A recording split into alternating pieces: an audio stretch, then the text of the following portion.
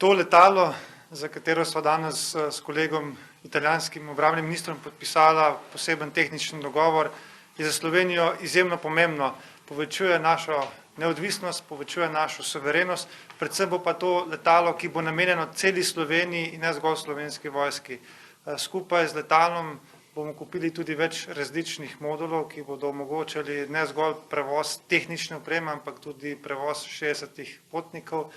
Nakupujemo tudi modul za prevoz ranjenih oseb, obolelih oseb, tudi oseb, ki potrebujejo intenzivno nego, kar je še zlasti pomembno v sedanjem času, in nenazadnje tudi poseben modul za gašenje požarov iz zraka. Skratka, šlo bo za večfunkcijsko letalo, ki bo zagotovo izjemno dobro služilo Republiki Sloveniji kot celota.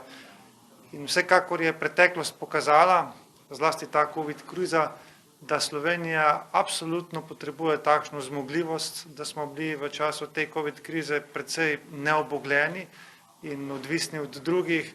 Ta zmogljivost in to letalo bo pa izjemno povečalo naše možnosti, pa predvsem suverenost in neodvisnost.